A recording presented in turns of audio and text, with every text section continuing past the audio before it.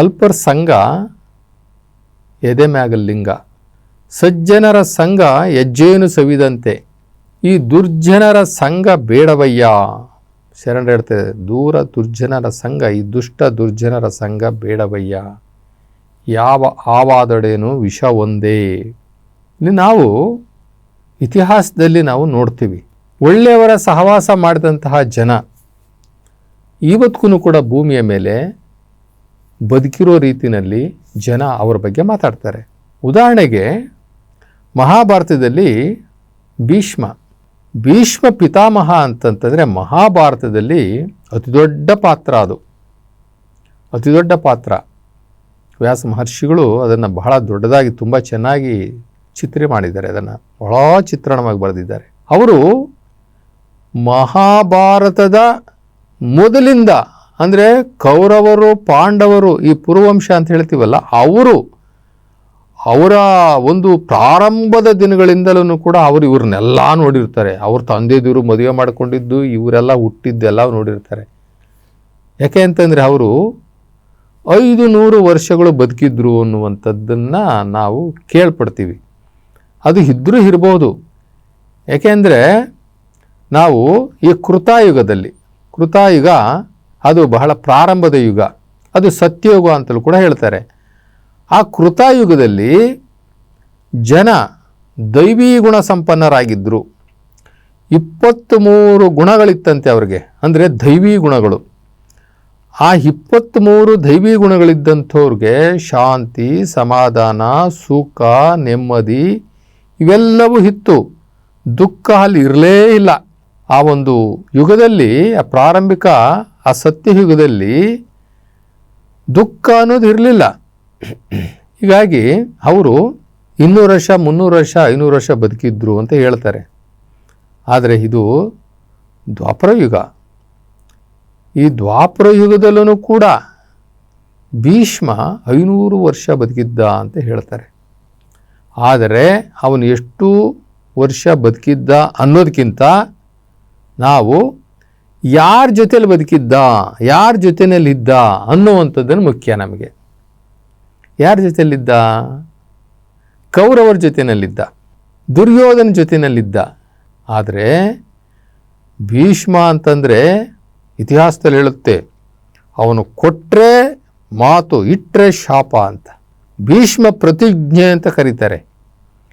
ಭೀಷ್ಮ ಪ್ರತಿಜ್ಞೆ ಅಂತಂದರೆ ಅವನು ಒಂದು ಮಾತನ್ನು ನುಡಿದರೆ ಈ ಪಂಚಭೂತಗಳು ಅಲ್ಲೋಲ ಕಲ್ಲೋಲ ಆಗಲಿ, ಬ್ರಹ್ಮಾಂಡವೇ ಬಿರಿಯಲಿ, ಅವನ ಮಾತಿಂದ ಅವನು ಸರಿಯೋದಿಲ್ಲ ಅನ್ನುವಂಥದ್ದು ಒಳ್ಳೆಯ ವಿಚಾರ. ಅದು ಉದಾಹರಣೆಗೆ ಅದು ಹೆಂಗೆ ಆ ಮಾತನ್ನು ಹೆಂಗೆ ಉಳಿಸ್ಕೊಳ್ತಾನೆ ಅಂತಂತಂದರೆ, ಒಂದು ಸಲ ಭೀಷ್ಮನಿಗೆ ಮದುವೆ ವಹಿಸಿದ್ದಂಥ ಸಂದರ್ಭದಲ್ಲಿ ಅವನಿಗೆ ಹೆಣ್ಣನ್ನು ನೋಡೋಕ್ಕೆ ಹೋಗಿರ್ತಾರೆ. ಹೋದರೆ ಒಂದು ಒಳ್ಳೆ ಕುಟುಂಬ, ಸುಂದರವಾದಂತಹ ಯುವತಿ, ಆ ಹೆಣ್ಣನ್ನು ನೋಡ್ತಾರೆ ಈ ಮನೆತನದವರು. ಆ ಹೆಣ್ಣನ್ನು ನೋಡಿ ತಂದೆ ಆಗಿರ್ತಕ್ಕಂಥ ಭೀಷ್ಮನ ತಂದೆ ಮೋಹಿಸ್ಬಿಡ್ತಾನೆ, ಈ ಹೆಣ್ಣು ನನಗೇ ಬೇಕು ಅಂತ. ನೋಡಿ ಎಂಥ ವಿಚಿತ್ರ. ನಾವು ಈ ಕಾಲದಲ್ಲಿ ಕಲಿಯುಗದಲ್ಲಿ ನಾವು ಮಾತಾಡ್ಕೊಳ್ತೀವಿ ಇದನ್ನು. ಅದು ದ್ವಾಪರ ಯುಗದಲ್ಲೂ ಕೂಡ ಇತ್ತು. ದ್ವಾಪರ ಯುಗ ಏನು ಕಡಿಮೆ ಇರಲಿಲ್ಲ. ಅಲ್ಲೂ ಕೂಡ ಅನ್ಯಾಯ, ಮೋಸಗಳು, ದಗಗಳಿತ್ತು, ವಂಚನೆಗಳಿತ್ತು, ಕಾಮಕ್ರೋಧಗಳಿತ್ತು, ಈ ಲಪಂಗ ಬುದ್ಧಿಗಳಿತ್ತು. ಅದನ್ನು ನಾವು ನೋಡ್ತೀವಿ. ದಶರಥ ಏನು ಕಡಿಮೆನಾ? ಕೌಶಲ್ಯೆ ಅನ್ನುವಂತಹ ಒಬ್ಬ ಪತಿವ್ರತೆ ಹೆಂಡತಿ ಇದ್ರೂ ಸಹ ಅವನು ಕೈಕೇಯ ಜೊತೆಯಲ್ಲಿ ಅವನು ತನ್ನ ಸಂಬಂಧವನ್ನು ಇಟ್ಕೊಂಡಿದ್ದ ಅನ್ನೋದನ್ನು ನಾವು ನೋಡ್ತೀವಿ. ಹೀಗೆ ಭೀಷ್ಮನ ತಂದೆ ಅವನೇ ಒಪ್ಕೊಂಡು ಬಿಡ್ತಾನೆ, ನನಗೇ ಬೇಕು ಈ ಹೆಣ್ಣು ಅಂತ. ಮನೆಗೆ ಬರ್ತಾರೆ, ಇವನು ರಾಜ ಚಿಂತೆಗೀಡಾಗ್ಬಿಟ್ಟಿರ್ತಾನೆ. ಅವತ್ತು ರಾಜ್ಯಸಭೆಗೆ ಬರೋದಿಲ್ಲ. ಯಾಕೆ ಅಂತ ಕೇಳಿದ್ರೆ ಅವ್ರು ಹೇಳ್ತಾನೆ, ಅವ್ರ ಆಪ್ತರಿಗೆ ಹೇಳ್ತಾನೆ, ನೆನ್ನೆ ನಾನು ನನ್ನ ಮಗನಿಗೆ ಹೆಣ್ಣು ನೋಡೋಕ್ಕೆ ಹೋಗಿದ್ದೆ, ಭೀಷ್ಮನಿಗೆ ಹೆಣ್ಣು ನೋಡೋಕ್ಕೆ ಹೋಗಿದ್ದೆ. ಆ ಹೆಣ್ಣು ನನಗೆ ಇಷ್ಟ ಆಗಿಬಿಟ್ಟಿದೆ. ಕೊನೆಗೆ ಅವನೇ ಮದುವೆ ಮಾಡ್ಕೊಳ್ತಾನೆ, ಭೀಷ್ಮನ ತಂದೆನೇ ಮದುವೆ ಮಾಡ್ಕೊಳ್ತಾನೆ. ಅವರು ಹೆಣ್ಣು ಕೊಡೋರು ಸುಮ್ಮನೆ ಕೊಡ್ತಾರಾ? ನೋಡಪ್ಪ, ನಿನ್ನ ಮಗ ನೋಡಿದ ಫಸ್ಟ್, ನಿನ್ನ ಮಗನಿಗೆ ಅಂತ ಬಂದ್ರಿ, ಈಗ ನನಗೇ ಬೇಕು ಅಂತ ನೀನು ಕೇಳ್ತಾ ಇದ್ದೀಯ. ನಾಳೆ ದಿನ ನಿನ್ನ ಮಗ ನನ್ನ ಮಗಳ ಮೇಲೆ ಕಣ್ಣು ಹಾಕಿದ್ರೆ ಅನ್ನುವಂಥ ಮಾತನ್ನು ಆ ಹೆಣ್ಣಿನ ಅಪ್ಪ ಕೇಳ್ತಾನೆ. ಅವಾಗ ಭೀಷ್ಮ ಹೇಳ್ತಾನೆ, ನೋಡಿ, ನಿಮ್ಮ ಮಗಳ ಅಲ್ಲ, ಈ ಜಗತ್ತಿನಲ್ಲಿ ಇನ್ನು ಯಾವ ಸ್ತ್ರೀಯನ್ನು ಕೂಡ ನಾನು ಕಾಮದೃಷ್ಟಿನಲ್ಲಿ ನೋಡಲ್ಲ, ಹೆಂಡತಿ ದೃಷ್ಟಿನಲ್ಲಿ ನೋಡೋದಿಲ್ಲ. ಈ ಜಗತ್ತಿನ ಎಲ್ಲ ಹೆಣ್ಣು ಮಕ್ಕಳು ನನಗೆ ತಾಯಂದಿರು. ಇದು ಭೀಷ್ಮ ಪ್ರತಿಜ್ಞೆ ಅಂತ ಹೇಳ್ತಾನೆ. ಭೀಷ್ಮ ಪ್ರತಿಜ್ಞೆ ಅಂತ ಹೇಳ್ತಾನೆ. ಕೊನೆವರೆಗೂ ಈ ಮಾತನ್ನು ಉಳಿಸ್ಕೊಳ್ತಾನೆ ಭೀಷ್ಮ. ಉಲುಚಿ, ಚಿತ್ರಾಂಗಿ ಇಬ್ಬರನ್ನ ತನ್ನ ಹೆಂಡತಿಯರಾಗಿ ಪಡೆಯುವಂತಹ ಅವಕಾಶ ಇದ್ರೂ ಕೂಡ ಅವರನ್ನು ತಾಯಿ ಥರ ನೋಡ್ತಾನೆ. ಅವರನ್ನು ಯಾವುದೋ ಒಂದು ರಾಜ್ಯದ ದೊರೆಯ ಹೆಣ್ಣುಮಕ್ಕಳು ಅವರಿಬ್ಬರನ್ನು ತೊಗೊಂಡು ಅವರ ಸೋಲಿಸಿ ಕರ್ಕೊಂಡು ಬರ್ತಾನೆ. ಕೊನೆಗೆ ಎಂಥವ್ರು ಬಂದು ಆ ಪರಶುರಾಮ ಬಂದು ಹೇಳಿದ್ರು ಕೂಡ ಅವನು ಇಲ್ಲ, ನಾನು ಪ್ರತಿಜ್ಞೆ ಮಾಡಿದ್ದೀನಿ, ನಾನು ಉಲುಚಿ ಚಿತ್ರಾಂಗಿ ಅಲ್ಲ, ಬೇರೆ ಯಾರು ಬಂದರೂ ಕೂಡ ನಮ್ಮದೇ ಮಾಡ್ಕೊಳ್ಳಲ್ಲ, ನನಗೆ ಈ ಜಗತ್ತಿನ ಎಲ್ಲ ಹೆಣ್ಣುಮಕ್ಕಳು ತಾಯಿ ಸಮಾನ ಅಂತಾನೆ. ಅದಕ್ಕೆ ಭೀಷ್ಮ ಪ್ರತಿಜ್ಞೆ ಅಂತಾರೆ. ಇಷ್ಟೆಲ್ಲ ಪರಾಕ್ರಮ, ಇಷ್ಟೆಲ್ಲ ಹೆಸರು, ಇಷ್ಟೆಲ್ಲ ಕೀರ್ತಿ, ಇಷ್ಟೆಲ್ಲ ದೈವಜ್ಞಾನ, ದೈವತ್ವ ಇದ್ದಂತಹ ಆ ಭೀಷ್ಮ ಯಾರ ಜೊತೆಯಲ್ಲಿದ್ದ? ಕೌರವರ ಜೊತೆಯಲ್ಲಿದ್ದ, ದುರ್ಯೋಧನ ಜೊತೆಯಲ್ಲಿದ್ದ ಅನ್ನೋ ಒಂದೇ ಒಂದು ಕಾರಣಕ್ಕೆ ಇವತ್ತು ಸಮಾಜ ಅವ್ರ ಬಗ್ಗೆ ಮಾತಾಡಲ್ಲ. ಅವನು ಏನೇ ಗುಣವಂತನಾಗಿದ್ರೂ ಕೂಡ ಇದ್ದಂತಹ ಸಹವಾಸ, ಆ ಸಹವಾಸ ಇತ್ತಲ್ಲ, ಯಾರು ಸಹವಾಸದಲ್ಲಿದ್ರ ಅನ್ನೋದನ್ನು ಇವತ್ತು ಈ ಇತಿಹಾಸ ಗುರುತಿಸ್ತದೆ, ಈ ಇತಿಹಾಸ ಹೇಳ್ತದೆ. ಹೀಗಾಗಿ ಭೀಷ್ಮ ಪಿತಾಮಹನ ಹೆಸರು ಯಾರೂ ಹೇಳಲ್ಲ. ಕರ್ಣ ಪಂಚಪಾಂಡವ್ರಿಗಂತ ಮೊದಲನೇ ಹುಟ್ಟಿದವನು. ನಾವು ಪಂಚಪಾಂಡವರು ಅಂತ ಹೇಳ್ತೀವಿ, ಪಂಚಪಾಂಡವರಲ್ಲ, 6 ಜನ ಪಾಂಡವರು ಅವರು. ಆದರೆ ಅವನ ಹೆಸರು ಬಿಟ್ಟೇ ಬಿಟ್ಟರು. ಯಾಕೆ ಬಿಟ್ಟರು ಅಂತಂದರೆ ಅವನು ಯಾರ ಜೊತೆಯಲ್ಲಿದ್ದ? ದುರ್ಯೋಧನ ಜೊತೆಯಲ್ಲಿದ್ದ, ಕೌರವರ ಜೊತೆಯಲ್ಲಿದ್ದ ಅಂಥೇಳಿ ಅವನ ಹೆಸರೇ ಬಿಟ್ಬಿಟ್ರು. ಅದಕ್ಕೆ ಸಜ್ಜನರ ಸಂಘ ಹೆಜ್ಜೇನು ಸವಿದಂತೆ, ನಾವು ಯಾರ ಜೊತೆಯಲ್ಲಿ ಇರ್ತೀವಿ, ಯಾರು ಸಹವಾಸ ಮಾಡ್ತೀವಿ, ಅವರ ವ್ಯಕ್ತಿತ್ವ ಏನು ಅನ್ನುವಂಥದ್ದು ನಮ್ಮ ಜೀವನದ ಮೇಲೆ ಹೆಚ್ಚು ಪರಿಣಾಮ ಬೀರ್ತದೆ. ನಾವು ಏನೇ ಇತಿಹಾಸ ಸೃಷ್ಟಿ ಮಾಡಿದ್ರೂ ಕೂಡ, ಏನೇ ಸಾಧನೆಗಳು ಮಾಡಿದ್ರೂ ಕೂಡ ನಾವು ಯಾರ ಜೊತೆಯಲ್ಲಿ ಇರ್ತೀವಿ, ಯಾರ ಜೊತೆಯಲ್ಲಿ ಇದ್ವಿ ಅನ್ನೋದು ಮುಖ್ಯ. ಕೆಲವರು ಹೆಣ್ಣು ನೋಡೋಕೆ ಹೋಗ್ತಾರಂತೆ. ಹೆಣ್ಣು ನೋಡೋಕೆ ಹೋದಾಗ ಅದರಲ್ಲಿ ಒಬ್ಬ ಬಹಳ ಬುದ್ಧಿವಂತನಿದ್ದಂತೆ. ಈ ಹುಡುಗ ಹೆಂಗೆ ಅಂತ ತಿಳ್ಕೊಳ್ಬೇಕು ಅನ್ನುವಂಥದ್ದು ಏನು ಮಾನದಂಡ? ಈ ಹುಡುಗನಿಗೆ ಎಷ್ಟು ಎಕರೆ ಜಮೀನಿದೆ, ಇವರಪ್ಪ ಹೆಂಗೆ, ಇವರಮ್ಮ ಹೆಂಗೆ, ಇವರೇನು, ಇವು ಎಷ್ಟು ಎಮ್ಮೆಗಳಿದೆ, ಎಷ್ಟು ಹಸುಗಳು, ಎಷ್ಟು ಎಕರೆ ಜಮೀನಿದೆ, ಎಷ್ಟು ದವಸ ಬೆಳೀತಾರೆ, ಅದಕ್ಕೆಲ್ಲ ಬೇಕಾಗಿಲ್ಲ. ನಾನು ಕೇಳೋದು 4 ಉತ್ತರ ಕೊಡ್ರಿ ಅಂತ. ಏನಪ್ಪ, ನಿನ್ನ ಮಗ ಯಾರ ಜೊತೆಲಿರ್ತಾನೆ ಅವ್ರದ್ದು 4 ಜನದ ಹೆಸರು ಕೊಡಿ ಅನ್ನಂತೆ. ಅವರು ಕೊಟ್ರಂತೆ, ನನ್ನ ಮಗ ಫ್ರೆಂಡ್ಸು, ಕ್ಲೋಸ್ ಫ್ರೆಂಡ್ಸು 4 ಜನ ಅವರೇ ಅಂತ. ಅದ್ರ ಮೇಲೆ ಲೆಕ್ಕಾಚಾರ ಹಾಕಿದ್ನಂತೆ ಇವನು. ಲೆಕ್ಕಾಚಾರ ಹಾಕ್ಬಿಟ್ಟು ಈ ಗಂಡು ಹುಡುಗ ಬೇಡ ಅಂದಂತೆ. ಅರೆ ಏನು ರೀ ಹೆಂಗೆ ಮಾತಾಡ್ತೀರಾ?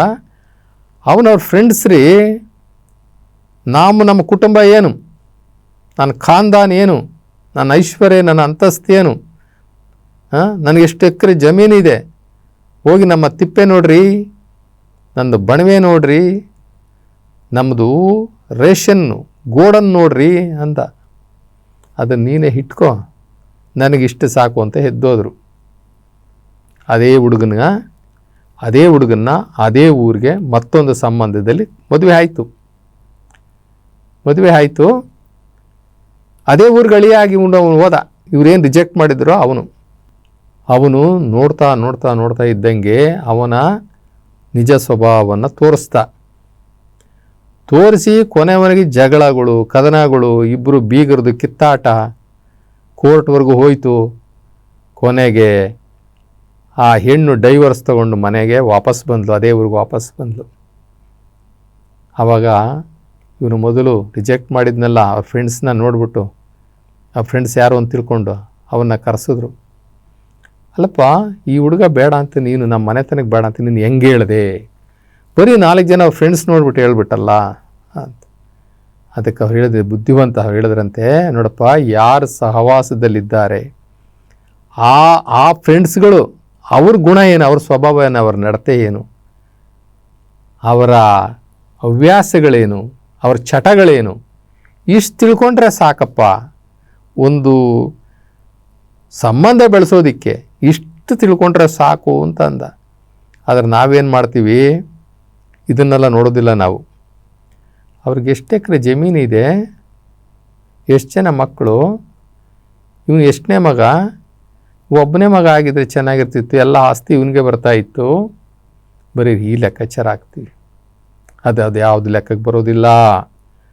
ಅವನ ಸ್ವಭಾವ, ಅವನ ಗುಣ, ಅವನ ವ್ಯಕ್ತಿತ್ವ, ಅವನಿಗೆ ಯಾವ ರೀತಿಯ ಒಂದು ದೈವಭಕ್ತಿ ಇದೆ, ಆ ದೈವಜ್ಞಾನ ಇದೆ, ಅವನು ಯಾವ ರೀತಿಯ ಒಂದು ಮಾನವೀಯ ಮೌಲ್ಯಗಳನ್ನು, ಸದ್ಗುಣಗಳನ್ನು ಅಳವಡಿಸ್ಕೊಂಡಿದ್ದಾನೆ ಅನ್ನುವಂಥದ್ದು ನಾವು ಯಾರಾದರೂ ಕೇಳ್ತೀವ? ಕೇಳೋದಿಲ್ಲ. ಬರೀ ಅವರ ಹಣ ನೋಡ್ತೀವಿ, ಅವರ ಆಸ್ತಿ ನೋಡ್ತೀವಿ. ಇದು ಪಂಚಪಾಂಡವರಲ್ಲಿ ನಾವು 5 ಜನ 6ನೇವ್ರನ್ನ ಕೈ ಬಿಟ್ಬಿಟ್ವಿ. ಯಾಕೆ? ಅವನು ಬೇರೆ ಯಾರ ಜೊತೆನಲ್ಲ ಕೆಟ್ಟವ್ರ ಜೊತೆನಲ್ಲಿದ್ದ ಅಂತ. ಆ ಪಂಚಪಾಂಡವರು ಯಾರ ಜೊತೆ ಸಂಬಂಧ ಇಟ್ಕೊಂಡ್ರು? ಕೃಷ್ಣನ ಜೊತೆ ಸಂಬಂಧ ಇಟ್ಕೊಂಡ್ರು. ಆ ಕೃಷ್ಣನ ಜೊತೆ ಸಂಬಂಧ ಇಟ್ಕೊಂಡಿದ್ದಕ್ಕೆ ಇವತ್ತು ಆ ಪಂಚಪಾಂಡವರ ಹೆಸರು ಎಲ್ಲರಿಗೂ ಗೊತ್ತು, ಎಲ್ಲರ ಬಾಯಿನಲ್ಲೂ ಇದೆ. ಯಾರನ್ನಾರ ಕೇಳ್ರಿ, ಎಲ್ಲರೂ ಹೇಳ್ತಾರೆ. ಧರ್ಮರಾಯ, ಭೀಮ, ಅರ್ಜುನ, ನಕುಲ, ಸಹದೇವ ಹೇಳ್ಬಿಡ್ತಾರೆ. ಅದೇ ನೀವು ಕೌರವರ ಹೆಸರು ಹೇಳಪ್ಪ, ಯಾರ್ಯಾರಿಗೆ ದುರ್ಯೋಧನನ ಅವರ ಜೊತೆಲಿ ಹುಟ್ಟಿದವ್ರ ಹೆಸರು ಹೇಳಪ್ಪ ಅಂತ ಹೇಳ್ರಿ, ಯಾರೂ ಹೇಳಲ್ಲ. ಹೇಳಿದ್ರೆ ಒಂದಿಬ್ಬರು ದುರ್ಯೋಧನ, ದುಶ್ಯಾಸನ, ಆ ಮುಂದಕ್ಕೆ ಯಾರಿಗೂ ಬರಲ್ಲ. ಬರೀ ದುರ್ ದುರ್ ದುರ್ ದುರ್ ದುರ್ ದುರ್ ಅಂತ ಹೇಳ್ತಾರೆ ಅಷ್ಟೇ, ಯಾವೂ ಬರೋದಿಲ್ಲ. ಅದರಿಂದ ಸಜ್ಜನರ ಸಂಘ ಹೆಜ್ಜೇನು ಸವಿದಂತೆ, ಅಲ್ಪರ ಸಂಘ ಎದೆಯ ಮೇಲಣ ಲಿಂಗ. ನಾವು ಏನಾದರೂ ಫ್ರೆಂಡ್ಶಿಪ್ ಮಾಡೋದಾದರೆ ಹುಡುಕ್ಬೇಕು ನಾವು ಯಾರ ಜೊತೆ ನಮ್ಮ ಸ್ನೇಹವನ್ನು ಇಟ್ಕೊಂಡ್ರೆ ಅಥವಾ ನಮ್ಮ ಸಂಬಂಧವನ್ನು ಇಟ್ಕೊಂಡ್ರೆ ನಮ್ಮ ಬುದ್ಧಿ ವಿಕಾರ ಆಗ್ದಂಗಿರ್ತದೆ, ನಮ್ಮ ಮನಸ್ಸು ವಿಕಾರ ಆಗ್ದಂಗಿರ್ತದೆ, ನಮಗೆ ಸದ್ವಿಚಾರಗಳು ಬರ್ತವೆ, ಒಳ್ಳೆ ವಿಚಾರಗಳು ಬರ್ತವೆ ಅಂಥದ್ದನ್ನು ನಾವು ಸ್ವಲ್ಪ ಯೋಚನೆ ಮಾಡಬೇಕು. ಇವತ್ತಿನ ದಿನಮಾನದಲ್ಲಂತೂ ಅಂಥವ್ರು ಸಿಗೋದು ಕಷ್ಟ. ಆದರೆ ನಮಗೆ ಒಂದು ಒಳ್ಳೆ ಫ್ರೆಂಡ್ಸ್ ಬೇಕಲ್ಲ, ಏನು ಮಾಡೋದು? ಸಿಗರೇಟ್ ಕುಡಿಯೋರು ಸಿಗ್ತಾರೆ, ಜೂಜಾಡೋರು ಸಿಗ್ತಾರೆ, ಕುಡಿಯೋರು ಸಿಗ್ತಾರೆ, ಸುಳ್ಳು ಹೇಳೋರು ಸಿಗ್ತಾರೆ, ಮೋಸ ಮಾಡೋರು ಸಿಗ್ತಾರೆ, ಅಶ್ಲೀಲವಾಗಿ ಮಾತಾಡುವಂಥವ್ರು ಸಿಗ್ತಾರೆ, ಯಾವಾಗಲೂ ಕೂಡ ಕೆಟ್ಟದ್ದನ್ನು ಯೋಚನೆ ಮಾಡುವಂಥವ್ರು ಸಿಗ್ತಾರೆ.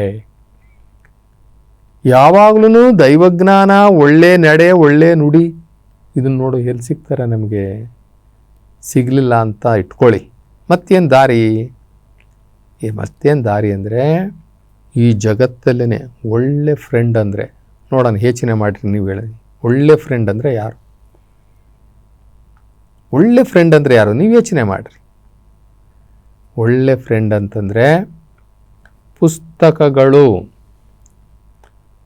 ಪುಸ್ತಕಗಳಿಗಿಂತ ಒಳ್ಳೆ ಫ್ರೆಂಡ್ಸು ಯಾರೂ ಇಲ್ಲ. ವಿವೇಕಾನಂದ ಸುಮ್ಮನೆ ವಿವೇಕಾನಂದ ಆಗಲಿಲ್ಲ. ಒಂದು ದಿನಕ್ಕೆ 4-5 ಪುಸ್ತಕಗಳನ್ನು ಓದ್ತಾ ಇದ್ರಂತೆ. ಅವ್ರು ಹೆಂಗೆ ಓದಿರ್ಬೋದು? ಅವ್ರ ಜ್ಞಾನ, ಅವ್ರ ಶಾರ್ಪ್ನೆಸ್ಸು ಹೆಂಗಿರ್ಬೋದು? ನಾನಾದರೂ ಅಂದ್ಕೊಳ್ತೀನಿ, ಅದನ್ನು ಓದುವಾಗ ಅಂದ್ಕೊಳ್ತಾ ಇದ್ದೆ, ಓಹೋ ಇವರೇನು ಸ್ಕ್ಯಾನ್ ಮಾಡಿಬಿಡ್ತಿದ್ರಾ ಹಂಗೆ ಪೇಜ್ಗಳನ್ನ ಹಿಂಗೆ? ಹೌದು, ಅಂಥ ಜ್ಞಾನ ಇತ್ತು. ಅವರು ಹಿಂಗೆ ಒಂದು ಪೇಜನ್ನು ತೆಗೆದ್ರೆ ಹಂಗೆ ಹಿಂಗೆ ಆಡಿಸ್ಬಿಟ್ರೆ ಅದರ ಸಾರಾಂಶ ತಿಳ್ಕೊಂಡು ಬಿಡ್ತಾಯಿದ್ರು. Next page. ಅಷ್ಟು ಶಾರ್ಪ್ನೆಸ್ ಇತ್ತು ಅವ್ರ ಮೈಂಡು, ಅಷ್ಟು ಅಬ್ಸರ್ವ್ ಪವರ್ ಇತ್ತು, ಅಷ್ಟು IQ ಲೆವೆಲ್ ಇತ್ತು, ಗ್ರಾಸ್ಪಿಂಗ್ ಪವರ್ ಇತ್ತು ಅವರಿಗೆ. ಬುದ್ಧ ಸುಮ್ಮನೆ ಆದ್ನ? ಸರ್ವಜ್ಞ ಸುಮ್ಮನೆ ಆದ್ನ? ಸರ್ವಜ್ಞ ಹೇಳ್ತಾನೆ, ಸರ್ವರಲ್ಲಿ ಒಂದೊಂದು ನುಡಿ ಕಲಿತು ವಿದ್ಯಾ ಪರ್ವತವೇ ಆದ ಸರ್ವಜ್ಞ. ಸರ್ವಜ್ಞನೆಂಬುವನು ಗರ್ವದಿಂದ ಆದವನೇ, ಸರ್ವಜ್ಞನೆಂಬುವನು ಗರ್ವದಿಂದ ಆದವನೇ ಇಲ್ಲ, ಸರ್ವರಲ್ಲಿ ಒಂದೊಂದು ನುಡಿ ಕಲಿತು ವಿದ್ಯಾ ಪರ್ವತವೇ ಆದ ಸರ್ವಜ್ಞ. ಯಾರು ಪುಸ್ತಕವನ್ನು ಓದುವಂಥ ಅಭ್ಯಾಸ ಇರ್ತೋದೋ ಅವರು ಖಂಡಿತವಾಗಲೂ ಕೂಡ ಅವರು ಎಂತಹ ಕೆಟ್ಟ ಸಂಸ್ಕಾರದಲ್ಲೇ ಹುಟ್ಟಿರಲಿ, ಅವರು ಎಂಥ ನೀಚ ತಂದೆ ತಾಯಿಗಳು ಹೊಟ್ಟೆಲಾರ ಹುಟ್ಟಿರಲಿ ಅಥವಾ ಎಂಥ ಬಡ ಕುಟುಂಬದಲ್ಲಾರ ಹುಟ್ಟಿರಲಿ, ಖಂಡಿತವಾಗಲೂ ಒಂದು ದಿನ ಎದ್ದು ನಿಲ್ತಾರೆ. ತಲೆ ಬಗ್ಗಿಸಿ ಓದಿದವರು ಒಂದು ದಿನ ತಲೆ ಎತ್ತಿ ನಿಲ್ತಾರೆ. ಪುಸ್ತಕ ನಿಲ್ಲಿಸುತ್ತೆ, ಪುಸ್ತಕ ಅವರನ್ನು ತಲೆ ಎತ್ತಿ ನಿಲ್ಲಿಸ್ತದೆ. ಆದ್ದರಿಂದ ನಮಗೆ ಒಳ್ಳೆ ಫ್ರೆಂಡ್ಸ್ ಸಿಗಲಿಲ್ಲ ಅಂತಂದರೆ ಚಿಂತೆ ಇಲ್ಲ. ಒಂದು ಪುಸ್ತಕ ಓದುವಂತಹ ಅಭ್ಯಾಸ, ಅದರಲ್ಲೂ ಆಧ್ಯಾತ್ಮಿಕ ಪುಸ್ತಕಗಳನ್ನು ಓದುವಂಥ ಅಭ್ಯಾಸ ಮಾಡಿಕೊಂಡ್ರೆ ಅದಕ್ಕಂಥ ಒಳ್ಳೆಯ ಫ್ರೆಂಡ್ಸು ಜಗತ್ತಲ್ಲಿ ಯಾರಿಗೂ ಇಲ್ಲ. ನಮ್ಮ ಶರಣರು ಹೇಳ್ತಾರೆ, ಸಾರ ಸಜ್ಜನರ ಸಂಗ ಲೇಸು ಕಂಡಯ್ಯ. ಸಾರ ಸಜ್ಜನರ ಸಂಗ ಲೇಸು ಕಂಡಯ್ಯ, ದೂರ ದುರ್ಜನರ ಸಂಗವದು ಭಂಗವಯ್ಯ. ದೂರ ದುರ್ಜನರ ಸಂಗವದು ಭಂಗವಯ್ಯ. ಸಂಘವು ಎರಡು, ಫ್ರೆಂಡ್ಶಿಪ್ ಎರಡು ಥರ ಇರ್ತದೆ. ಒಂದ ಹಿಡಿ, ಒಂದ ಬಿಡು. ನಮ್ಮ ಮಂಗಳಮೂರ್ತಿ ಶಿವ ಕೂಡಲ ಸಂಗಮ ದೇವನ ಶರಣರನ್ನು ಹಿಡಿ. ಆದರೆ ಇಲ್ಲಿ ನಮಗೆ ಪ್ರತಿಯೊಬ್ಬರಿಗೂ ಕೂಡ ಸ್ವ ಅಧ್ಯಯನ ಮತ್ತು ಸತ್ಸಂಗ, ಸ್ವ ಅಧ್ಯಯನ ಮತ್ತು ಸತ್ಸಂಗ ಇವಿದ್ರೆ ಸಾಕು ನಮಗೆ. ಒಂದಷ್ಟು ಧ್ಯಾನ, ಪ್ರತಿದಿನ ಒಂದು ಅರ್ಧ ಗಂಟೆನೋ ಯಾವುದೋ ಒಂದು ಸಮಯದಲ್ಲಿ ಧ್ಯಾನ ಇವು ಮೂರು ಇದ್ದುಬಿಟ್ರೆ ಎಂಥ ಕಡು ಪಾಪಿಯೂ ಕೂಡ ತನ್ನ ಪಾಪವನ್ನು ಕಳ್ಕೊಳ್ತಾನೆ. ಎಂತಹ ಕಠೋರ ಮನೋಭಾವದ ಕಟುಕ ಅವನು ಕೂಡ ಸಾಧುವಾಗ್ತಾನೆ, ಸಜ್ಜನನಾಗ್ತಾನೆ. ಈ ಮೂರನ್ನು ಹಿಡ್ಕೊಳ್ಬೇಕು. ಸ್ವ ಅಧ್ಯಯನ, ಒಳ್ಳೆಯವರ ಸಂಘ, ಪ್ರತಿದಿನ ಅರ್ಧ ಗಂಟೆನೋ 1 ಅವರೋ ಮೆಡಿಟೇಷನ್, ಮೂಗಿನಲ್ಲಿ ಉಸಿರನ್ನು ಗಮನಿಸಿಕೊಂಡು ಯಾವುದೇ ಆಲೋಚನೆಗಳು ಬಾರದಂತೆ ಕೂರುವಂತಹ ಸ್ಥಿತಿ, ಅಥವಾ ಕೈಯಲ್ಲಿ ಲಿಂಗ ಇಟ್ಟುಕೊಂಡು ನಮ್ಮ ಮನಸ್ಸನ್ನು ಆ ಜ್ಯೋತಿ ಸ್ವರೂಪವಾಗಿರ್ತಕ್ಕಂಥ ಲಿಂಗದಲ್ಲಿ, ಆ ಶಿವನಲ್ಲಿ ಮಿಲನ ಮಾಡಿ ಅದರಲ್ಲಿ ಸಂಗಮ ಮಾಡಿ ಕುಳಿತುಕೊಳ್ಳುವಂಥದ್ದು ಇದೇ ಧ್ಯಾನ. ಇವಿಷ್ಟಿಟ್ಕೊಂಡ್ರೆ ಸಾಕು. ಓದಿದೊಡೆ ಏನು, ಕೇಳಿದೊಡೇನು, ಶಿವಪಥವ ಅರಿಯದನಕ್ಕ. ಬಸವಣ್ಣವರು ಏನು ಓದಿ ಏನು ಹೋಗಲಿ, ನಾವು ಓದ್ತೀವಿ ಕರೆಕ್ಟು. ನಾವು ಹೇಳಿದೆ ಓದ್ರಿ, ಬರೀ ಓದಿದ್ರೇ ಸಾಲದು. ಓದೋದ್ರ ಜೊತೆಗೆ ಇಲ್ಲಿ ಬಸವಣ್ಣವ್ರು ಹೇಳ್ತಾರೆ, ಆಯ್ತಪ್ಪ ನೀನು ಓದು ಅಂತ ಹೇಳ್ತೀರಿ ಕರೆಕ್ಟು, ಓದುವುದರ ಜೊತೆಗೆ ನಡೆನುಡಿ ಸಿದ್ಧಾಂತ ಇರಬೇಕಲ್ಲ. ನಡೆನುಡಿ ಸಿದ್ಧಾಂತ ಅಂತಂದರೆ ಏನು? ಅರಿವು, ಆಚಾರ, ಅನುಭವ. ಅರಿವು ಅನ್ನೋದೇನು? ತಿಳ್ಕೊಳ್ಳೋದು. ಆಚಾರ ಅಂದ್ರೇನು? ಅಳವಡಿಸಿಕೊಳ್ಳೋದು. ಅನುಭವ ಅಂದ್ರೇನು? ನಡವಳಿಕೆಯಲ್ಲಿ ನಾವು ತೋರುವುದು. ಇದು ನೋಡುವುದು, ತಿಳ್ಕೊಳ್ಳುವಂಥದ್ದು, ಅದನ್ನು ನಾವು ಅಳವಡಿಸ್ಕೊಳ್ಳುವಂಥದ್ದು. ಅಳವಡಿಸಿಕೊಂಡ ತಕ್ಷಣ ಅದರ ಫಲಿತಾಂಶವನ್ನು ನಮ್ಮ ನಡವಳಿಕೆಯಲ್ಲಿ ತೋರುವಂಥದ್ದು. ಓದಿದೊಡೇನು, ಕೇಳಿದೊಡೇನು, ಶಿವಪಥವನರಿಯದನಕ್ಕ. ಓದಿತ್ತು ಕಾಣಿರೋ ಶುಕನು, ಓದಿತು ಕಾಣಿರೋ ಶುಕನು ಅಂತಂದರೆ ಗಿಣಿ. ಆದರೆ ಅದಕ್ಕೆ ಶಿವಜ್ಞಾನ ಇದೆಯಾ? ಕೆಲವರು ಪ್ರಾಕ್ಟೀಸ್ ಮಾಡಿಸ್ತಾರೆ, ಹಿಂದೆ ಎಲ್ಲ ಮಾಡಿಸೋರಂತೆ, ತುಂಬ ಗಿಣಿಗೆ ಹೇಳಿದ್ದನ್ನು ಹೇಳೋದಂತೆ ಅದು. ಆದರೆ ಏನಂತೆ ಶಿವಜ್ಞಾನ ಅದಕ್ಕೆ ಗೊತ್ತಿರುತ್ತೆ. ಅದಕ್ಕೆ ಓದಿದ ಫಲವು ನಮ್ಮ ಮಾದಾರ ಚೆನ್ನಯ್ಯಂಗಾಗಿತ್ತು. ಶಿವ ಕೂಡಲ ಸಂಗಮ ದೇವ ಮಾದಾರ ಚೆನ್ನಯ್ಯ ಅವನು ಹೀನ ಕುಲದಲ್ಲಿ, ನಿಮ್ನಾತಿ ವರ್ಗದಲ್ಲಿ, ಶೋಷಿತ ವರ್ಗದಲ್ಲಿ ಹುಟ್ಟಿ ಸಮಾಜದ ಕಟ್ಟಕಡೆಯ ಮನುಷ್ಯ ಅನ್ನಿಸಿಕೊಂಡಿದ್ದರೂ ಸಹ, ಊರಿಂದ ಆಚೆ ಇದ್ದುಕೊಂಡು ಬಾಳಿ ಬದುಕಿದರೂ ಸಹ ಅವನಿಗೆ ಶಿವಜ್ಞಾನ, ಶಿವಚಿಂತೆ ಇದ್ದಂತಹ ಕಾರಣಕ್ಕೋಸ್ಕರ ಇವತ್ತು ಮಾದಾರ ಚೆನ್ನಯ್ಯನ ಹೆಸರು ಇವತ್ತು ಈ ಭೂಮಿಯ ಮೇಲಿದೆ. ಒಂದು ಕಡೆ ಬಸವಣ್ಣವ್ರು ಹೇಳ್ತಾರೆ, ಕುಲಕ್ಕೆ ತಿಲಕ ನಮ್ಮ ಮಾದಾರ ಚೆನ್ನಯ್ಯ, ನಿನಗಿಂತ ಅಧಿಕ ನೋಡ ಕೂಡಲ ಸಂಗಮ ದೇವ ಅಂತಾರೆ. ಕುಲಕ್ಕೆ ತಿಲಕ ನಮ್ಮ ಮಾದಾರ ಚೆನ್ನಯ್ಯ, ನಿನಗಿಂತ ಅಧಿಕ ನೋಡ ಕೂಡಲ ಸಂಗಮ ದೇವ ಅಂತಾರೆ. ಅಂದರೆ ಜ್ಞಾನ, ಆ ದೈವ ಜ್ಞಾನವನ್ನು ನಾವು ಗಳಿಸ್ಕೊಳ್ಳೋದ್ರ ಮುಖಾಂತರ ಆ ದೈವನಿಗೆ ಚಾಲೆಂಜ್ ಮಾಡೋಂಗೆ ಆಗ್ಬೋದು ಅಂತ ಹೇಳಿಬಿಟ್ಟು ತಮ್ಮ ಶರಣರನ್ನು ಬಸವಣ್ಣನವರು ಹೊಗಳ್ತಾರೆ. ಅದರಿಂದ ಈ ಭೂಮಿ ಇದೆಯಲ್ಲ, ಈ ಭೂಮಿ ನಾನು ಕರ್ತಾರನ ಕಮ್ಮಟ ಅಂತ ಯಾವಾಗಲೂ ಹೇಳ್ತಾ ಇರ್ತೀನಿ. ನಾನು ಕರ್ತಾರನ ಕಮ್ಮಟ ವರ್ಕ್ಶಾಪು. ಇಲ್ಲಿ ಯಾರ್ಯಾರು ವಿಕಾರ ಮನೋಭಾವದಿಂದ, ತನುವಿಕಾರ, ಮನೋವಿಕಾರ, ಬುದ್ಧಿವಿಕಾರ, ಪಂಚೇಂದ್ರಿಯಗಳ ವಿಕಾರ, ಹಿಂದಿನ ಜನ್ಮದ ಪಾಪಗಳು, ಇವೆಲ್ಲವನ್ನು ಕೂಡ ಒತ್ಕೊಂಡು ನಾವು ಇಲ್ಲಿಗೆ ಬಂದುಬಿಟ್ಟಿದ್ದೀವಲ್ಲ, ಇಲ್ಲಿ ನಾವು ರಿಪೇರಿ ಆಗಬೇಕು, ರಿಪೇರಿ ಮಾಡಿಕೊಳ್ಬೇಕು. ಇದೊಂದು ವರ್ಕ್ಶಾಪು, ಪರಮಾತ್ಮ ನಿರ್ಮಾಣ ಮಾಡಿರ್ತಕ್ಕಂಥ ಈ ವರ್ಕ್ಶಾಪು. ಈ ವರ್ಕ್ಶಾಪಲ್ಲಿ ನಾವು ರಿಪೇರಿ ಆಗಿ ಅಂದರೆ ಅವಗುಣಗಳನ್ನು ಕಳ್ಕೊಂಡು ಸದ್ಗುಣಗಳನ್ನು ಅಳವಡಿಸಿಕೊಂಡು ಸದಾಚಾರಿಗಳಾಗಿ ಶಿವ ಒಪ್ಪುವಂತಹ ಪುಷ್ಪಗಳಾಗಬೇಕು. ಈ ಪುಷ್ಪಗಳಾಗಬೇಕು ಅಂತಂದರೆ ನಮಗೇನಿರಬೇಕು ಅಂತಂದರೆ ಶಿವಚಿಂತೆ, ಶಿವಜ್ಞಾನ ಇರಬೇಕು. ಈ ಶಿವಚಿಂತೆ, ಶಿವಜ್ಞಾನ ಬಸವಣ್ಣವ್ರು ಭಾಳ ಒಂದು ವಚನದಲ್ಲಿ ಹೇಳ್ತಾರೆ,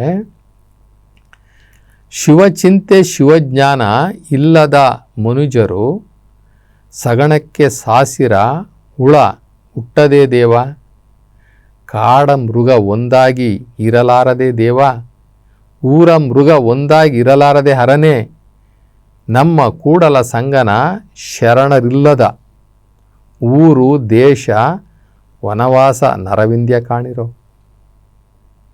ಇದು ಪ್ರತಿಯೊಂದೂ ಕೂಡ ಸುತ್ತಿ ಬಳಸಿ ನಾವು ಹೆಂಗೆ ಬಂದ್ರೂ ಕೂಡ ಕೊನೆಗೆ ಅವನಿಗೆ ಒಂದಷ್ಟು ಶಿವಜ್ಞಾನದ ಸಂಸ್ಕಾರ ಇರಲೇಬೇಕು.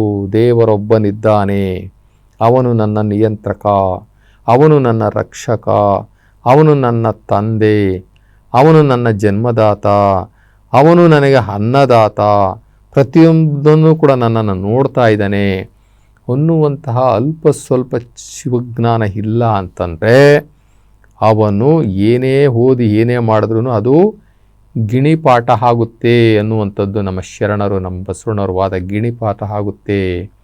ಅದರಿಂದ ನಾವು ಸಾರ ಸಜ್ಜನರ ಸಂಘವನ್ನೇ ಮಾಡಬೇಕು, ದೂರ ದುರ್ಜನರ ಸಂಘ ಬೇಡವಯ್ಯ. ನಾವು ನಮ್ಮ ಜೀವನದಲ್ಲಿ ನಾವು ಒಳ್ಳೆಯವರಾಗಿರಬೇಕಾದ್ರೆ ಒಂದು ಒಳ್ಳೆಯವರ ಸಂಘವನ್ನು ಆಯ್ಕೆ ಮಾಡಿಕೊಳ್ಬೇಕು. ಮತ್ತು ಸಜ್ಜನರ ಸಂಘದ ಜೊತೆಗೆ ಸಾಂಗತ್ಯ, ಸಜ್ಜನರ ಸಾಂಗತ್ಯದಲ್ಲಿರಬೇಕು, ಜೊತೆಯಲ್ಲಿರಬೇಕು. ಎಲ್ಲಾದರೂ ಪ್ರವಚನ ಕೇಳೋಕೆ ಹೋಗೋಣ, ಅಥವಾ ಒಳ್ಳೊಳ್ಳೆ ವಿಚಾರಗಳು ಕೇಳೋಕೆ ಹೋಗೋಣ, ಅಥವಾ ಅದು ಯಾವುದು ಬೇಡಪ್ಪ ಅನ್ನೋದಾದರೆ ನಾನು ಹೇಳಿದ್ನಲ್ಲ ಆವಾಗಲೇ, ಸ್ವ ಅಧ್ಯಯನ, ಸ್ವಯಂ ಆಗಿ ಓದುವಂಥದ್ದು, ಪುಸ್ತಕಗಳನ್ನು, ಧರ್ಮಗ್ರಂಥಗಳನ್ನು ಓದುವಂಥದ್ದು, ಜೊತೆಗೆ ನಾವೊಂದಷ್ಟು ಧ್ಯಾನ ಮಾಡುವಂಥದ್ದು. ಈ ಧ್ಯಾನದಿಂದ ನಮಗೆ ಒಳಗಡೆ ಒಂದು ಪುಸ್ತಕ ಇದೆ. ಈಗ ನಾವು ಪುಸ್ತಕ ಓದುವಂಥದ್ದು ಯಾರೋ ನಮ್ಮಂಥವ್ರು ನಿಮ್ಮಂಥವ್ರು ಪ್ರಕಟಣೆ ಮಾಡಿರ್ತಕ್ಕಂಥ ದೈವಜ್ಞಾನ, ಅಥವಾ ಹಿಂದೆ ನಮ್ಮ ಮಹರ್ಷಿಗಳು, ನಮ್ಮ ಯೋಗಿಗಳು ಕೊಟ್ಟಿರ್ತಕ್ಕಂಥ, ನಮ್ಮ ಶರಣರು ಕೊಟ್ಟಿರ್ತಕ್ಕಂಥ, ದಾಸರಿಗೂ ಕೊಟ್ಟಿರ್ತಕ್ಕಂಥ ಮೌಲ್ಯಗಳು, ಮೌಲ್ಯ ರತ್ನಗಳು ಅಂದರೆ ವಚನಗಳು, ಅವನ್ನು ಓದೋಣ, ಖಂಡಿತ ಓದೋಣ. ಜೊತೆಗೆ ನಾವು ಒಳಗಡೆ ಒಂದು ಪುಸ್ತಕ ಇದೆ, ಅದು ಅರಿವಿನ ಕಣ್ಣು, ಜ್ಞಾನದ ಪುಸ್ತಕ. ಅದನ್ನು ನಾವು ತೆರೆಸ್ಕೊಳ್ಳೋ ಅಂಥ ಪ್ರಯತ್ನ ಮಾಡಬೇಕು. ಪ್ರತಿದಿನ ಧ್ಯಾನ ಮಾಡೋದ್ರಿಂದ ಅದು ಆ ಪುಸ್ತಕ ತೆರ್ಕೊಳ್ತದೆ. ಬುದ್ಧ ತಾನಿರುವಾಗ ಯಾವ ಯೂನಿವರ್ಸಿಟಿನೂ ಓದಲಿಲ್ಲ. ಬುದ್ಧನ ಜ್ಞಾನವನ್ನು ಓದಿಸೋದಕ್ಕೆ ನಳಂದ ಯೂನಿವರ್ಸಿಟಿ ಸ್ಟಾರ್ಟ್ ಆಯಿತು. ನಳಂದ ಯೂನಿವರ್ಸಿಟಿ ಅಂತಕ್ಕಂಥ ಇಡೀ ಜಗತ್ತಿಗೆ ಪ್ರಸಿದ್ಧವಾಗಿರ್ತಕ್ಕಂಥ ಆವತ್ತಿನ ಕಾಲಕ್ಕೆ ಲಕ್ಷ ಜನ ವಿದ್ಯಾರ್ಥಿಗಳನ್ನು ಹೊಂದಿದ್ದಂತಹ ಒಂದು ನಳಂದ ಯೂನಿವರ್ಸಿಟಿ ಯಾವಾಗಾಯಿತು? ಬುದ್ಧನ ನಂತರ. ಬುದ್ಧ ಏನಂತ ಯೂನಿವರ್ಸಿಟಿಲಿ ಓದಲಿಲ್ವಲ್ಲ. ಮತ್ತು ಇಂಥ ಯೂನಿವರ್ಸಿಟಿ ಉತ್ಪತ್ತಿ ಆಗುವಂತಹ, ತಯಾರಾಗುವಂತಹ ಜ್ಞಾನವನ್ನು ಒಂದು ದೊಡ್ಡ ಯೂನಿವರ್ಸಿಟಿ ರೀತಿಯಲ್ಲಿ ಬುದ್ಧ ಕೊಟ್ಟನಲ್ಲ, ಅದು ಜ್ಞಾನ ಯಾವುದು? ಬುದ್ಧ ಜ್ಞಾನ ಯಾವುದು? ಅದು ಅವರ ತಲೆಯಲ್ಲಿದ್ದಂತಹ ಮಸ್ತಕದ ಪುಸ್ತಕ ತೆರ್ಕೊಂತು. ಮಸ್ತಕದ ಪುಸ್ತಕ ತೆರ್ಕೊಂತು. ಅದಕ್ಕೆ ಜ್ಞಾನೋದಯ ಅಂತ ಹೇಳ್ತೀವಿ. ಅವರ ಆ ಜ್ಞಾನದ ಕಣ್ಣು, ಚಕ್ಷು, ಅಂತರ್ಚಕ್ಷು ತೆರ್ಕೊಂತು. ಅದು ವಿಶ್ವವ್ಯಾಪಿಯ ಪುಸ್ತಕ, ವಿಶ್ವ ಬ್ರಹ್ಮಾಂಡದ ಪುಸ್ತಕ, ಯೂನಿವರ್ಸ್ ಆಫ್ ದಟ್ ಯೂನಿವರ್ಸಿಟಿ ಅಥವಾ ಯೂನಿವರ್ಸಿಟಿ ಆಫ್ ದಿ ಯೂನಿವರ್ಸ್. ಇದು ತೆರ್ಕೊಂತು. ಇದು ಜ್ಞಾನೋದಯ. ಅದರಿಂದ ಮಾನವ ಜನ್ಮ ಬಹಳ ಪ್ರಾಮುಖ್ಯವಾದಂಥದ್ದು, ಅಮೂಲ್ಯವಾಗಿರುವುದರಿಂದ ನಾವು ಸನ್ಮಾರ್ಗದಲ್ಲಿ ನಡೆದು ಒಳ್ಳೆಯವರ ಸಹವಾಸವನ್ನು ಮಾಡಿ ಇದೇ ಜನ್ಮದಲ್ಲಿ ಮುಕ್ತಿಯನ್ನು ಪಡೆದುಕೊಳ್ಳುವಂತಹ ಹಾದಿಯನ್ನು ಹಿಡಿದು ಶಿವಚಿಂತೆ ಶಿವಜ್ಞಾನದಲ್ಲಿ ನಡೆದಾಗ ನಮಗೆ ಒಳ್ಳೆಯದಾಗುತ್ತೆ. ಅದರಿಂದ ನಾವು ಒಳ್ಳೆ ಜನಗಳ ಫ್ರೆಂಡ್ಶಿಪ್ಪು ಮಾಡಬೇಕು. ಒಂದು ವೇಳೆ ನಾವು ಇವತ್ತು ಕೂತ್ಕೊಂಡು ಯೋಚನೆ ಮಾಡೋಣ, ನನಗೆ ಎಷ್ಟು ಜನ ಫ್ರೆಂಡ್ಶಿಪ್ ಇದ್ದಾರೆ, ಇಷ್ಟು ಜನ ಫ್ರೆಂಡ್ಶಿಪ್ ಇದ್ದಾರೆ, ಅದರಲ್ಲಿ ನಮಗೇನು ಪ್ರಯೋಜನ, ಯಾರ್ಯಾರು ಏನೇನು ಮಾಡ್ತಾರೆ ಆಯ್ಕೆ ಮಾಡ್ಕೊಳ್ಳೋಣ. ಏನಾದರೂ ಅವರಿಂದ ನಮಗೆ ಪ್ರಯೋಜನ ಇಲ್ವಾ ಅಂಥವ್ರನ್ನ ನಿಧಾನಕ್ಕೆ ಕೈ ಬಿಡ್ತಾ ಹೋಗೋಣ. ಯಾರೂ ಸರಿ ಇಲ್ವಾ, ನಿಧಾನಕ್ಕೆ ಎಲ್ಲರನ್ನ ಕೈ ಬಿಟ್ಬಿಟ್ಟು ಕೈನಲ್ಲಿ ಪುಸ್ತಕ ಹಿಡ್ಕೊಳ್ಳೋಂಥ ಕೆಲಸ ಮಾಡೋಣ.